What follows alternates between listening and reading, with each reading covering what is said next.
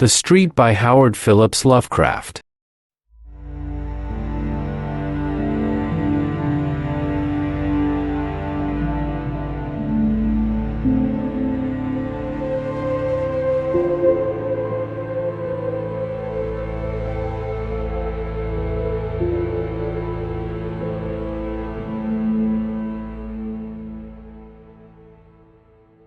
There be those who say that things and places have souls, and there be those who say they have not. I dare not say, myself, but I will tell of the street. Men of strength and honor fashioned that street good, valiant men of our blood who had come from the blessed isles across the sea. At first it was but a path trodden by bearers of water from the woodland spring to the cluster of houses by the beach. Then, as more men came to the growing cluster of houses and looked about for places to dwell, they built cabins along the north side, cabins of stout oaken logs with masonry on the side toward the forest, for many Indians lurked there with fire arrows. And in a few years more, men built cabins on the south side of the street. Up and down the street walked grave men in conical hats, who most of the time carried muskets or fowling pieces. And there were also their bonneted wives and sober children. In the evening these men with their wives and children would sit about gigantic hearths and read and speak. Very simple were the things of which they read and spoke, yet things which gave them courage and goodness and helped them by day to subdue the forest and till the fields. And the children would listen, and learn of the laws and deeds of old, and of that dear England which they had never seen, or could not remember.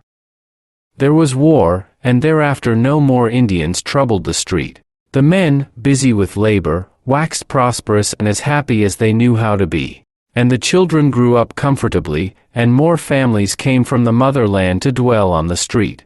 And the children's children, and the newcomers' children, grew up. The town was now a city, and one by one the cabins gave place to houses, simple, beautiful houses of brick and wood, with stone steps and iron railings and fanlights over the doors. No flimsy creations were these houses, for they were made to serve many a generation. Within there were carven mantels and graceful stairs, and sensible, pleasing furniture, china, and silver, brought from the motherland. So the street drank in the dreams of a young people, and rejoiced as its dwellers became more graceful and happy. Where once had been only strength and honor, taste and learning now abode as well. Books and paintings and music came to the houses, and the young men went to the university which rose above the plain to the north. In the place of conical hats and muskets there were three-cornered hats and small swords, and lace and snowy periwigs. And there were cobblestones over which clattered many a blooded horse and rumbled many a gilded coach, and brick sidewalks with horse blocks and hitching posts. There were in that street many trees, elms and oaks and maples of dignity, so that in the summer the scene was all soft verdure and twittering birdsong. And behind the houses were walled rose gardens with hedged paths and sundials, where at evening the moon and stars would shine bewitchingly while fragrant blossoms glistened with dew. So the street dreamed on, past wars, calamities, and changes. Once most of the young men went away, and some never came back. That was when they furled the old flag and put up a new banner of stripes and stars.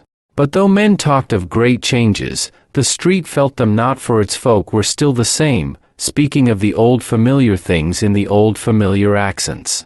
And the trees still sheltered singing birds, and at evening the moon and stars looked down upon dewy blossoms in the walled rose gardens.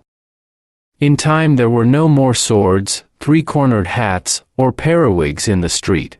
How strange seemed the denizens with their walking sticks, tall beavers, and cropped heads. New sounds came from the distance. First strange puffings and shrieks from the river a mile away, and then, many years later, strange puffings and shrieks and rumblings from other directions.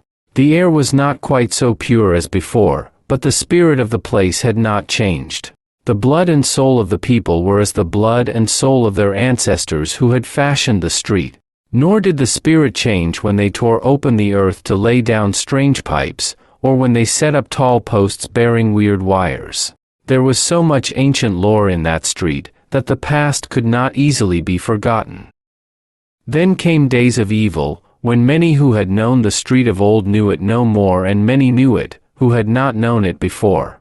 And those who came were never as those who went away, for their accents were coarse and strident, and their mien and faces unpleasing.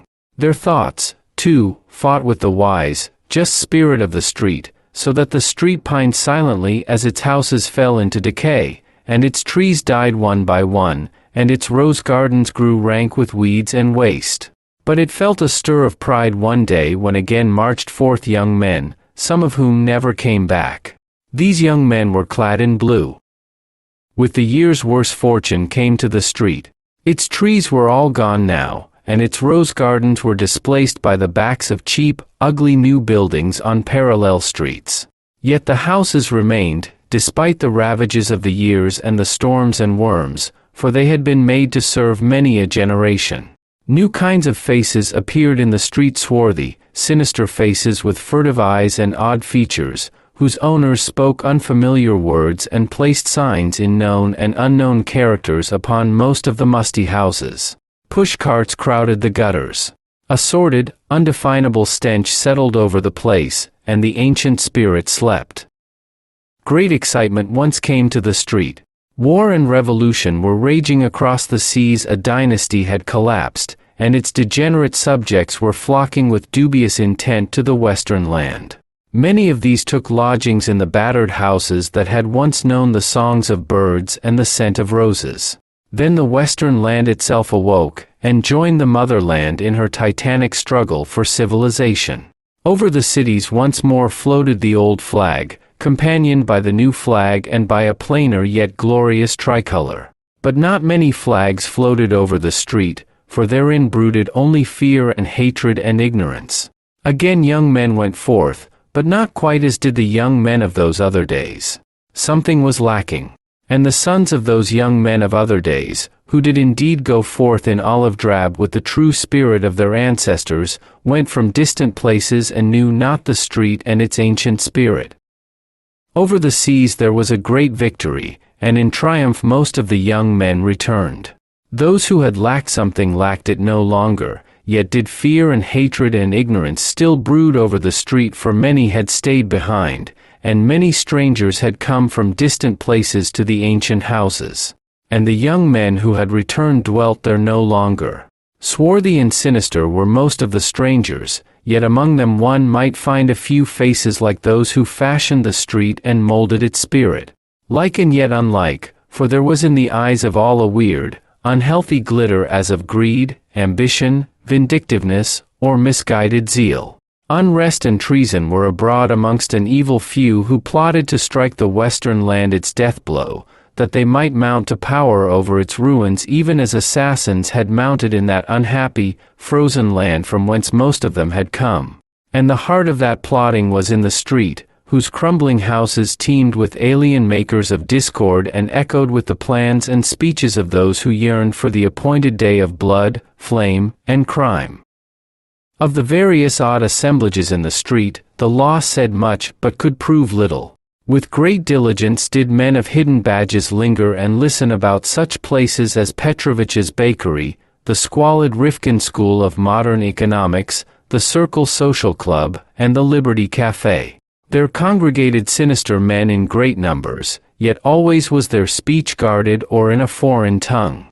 And still the old houses stood, with their forgotten lore of nobler, departed centuries of sturdy colonial tenants and dewy rose gardens in the moonlight. Sometimes a lone poet or traveler would come to view them, and would try to picture them in their vanished glory, yet of such travelers and poets there were not many. The rumor now spread widely that these houses contained the leaders of a vast band of terrorists, who on a designated day were to launch an orgy of slaughter for the extermination of America and of all the fine old traditions which the street had loved. Handbills and papers fluttered about filthy gutters, handbills and papers printed in many tongues and in many characters, yet all bearing messages of crime and rebellion. In these writings the people were urged to tear down the laws and virtues that our fathers had exalted, to stamp out the soul of the old America. The soul that was bequeathed through 1,500 years of Anglo-Saxon freedom, justice, and moderation. It was said that the swart men who dwelt in the street and congregated in its rotting edifices were the brains of a hideous revolution, that at their word of command many millions of brainless, besotted beasts would stretch forth their noisome talons from the slums of 1,000 cities, burning, slaying, and destroying till the land of our fathers should be no more. All this was said and repeated, and many looked forward in dread to the 4th day of July, about which the strange writings hinted much, yet could nothing be found to place the guilt. None could tell just whose arrest might cut off the damnable plotting at its source. Many times came bands of blue-coated police to search the shaky houses, though at last they ceased to come, for they too had grown tired of law and order, and had abandoned all the city to its fate. Then men in olive drab came, bearing muskets, till it seemed as if in its sad sleep the street must have some haunting dreams of those other days, when musket-bearing men in conical hats walked along it from the woodland spring to the cluster of houses by the beach. Yet could no act be performed to check the impending cataclysm, for the swart, sinister men were old in cunning. So the street slept uneasily on, till one night there gathered in Petrovich's bakery and the Rifkin School of Modern Economics, and the Circle Social Club, and Liberty Cafe, and in other places as well, vast hordes of men whose eyes were big with horrible triumph and expectation.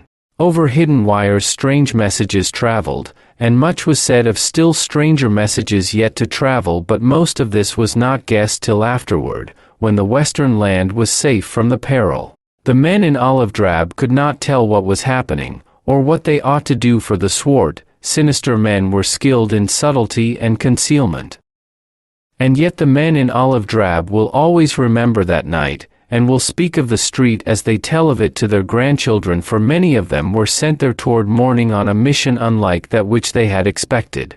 It was known that this nest of anarchy was old, and that the houses were tottering from the ravages of the years and the storms and the worms, yet was the happening of that summer night a surprise because of its very queer uniformity. It was, indeed, an exceedingly singular happening, though after all a simple one. For without warning, in one of the small hours beyond midnight, all the ravages of the years and the storms and the worms came to a tremendous climax, and after the crash there was nothing left standing in the street save 2 ancient chimneys and part of a stout brick wall. Nor did anything that had been alive come alive from the ruins. A poet and a traveler, who came with the mighty crowd that sought the scene, tell odd stories. The poet says that all through the hours before dawn he beheld sordid ruins, but indistinctly in the glare of the arc lights that there loomed above the wreckage another picture, wherein he could descry moonlight and fair houses and elms and oaks and maples of dignity. And the traveler declares that instead of the place's wonted stench there lingered a delicate fragrance as of roses in full bloom. But are not the dreams of poets and the tales of travelers notoriously false? There be those who say that things and places have souls, and there be those who say they have not. I dare not say, myself, but I have told you of the street.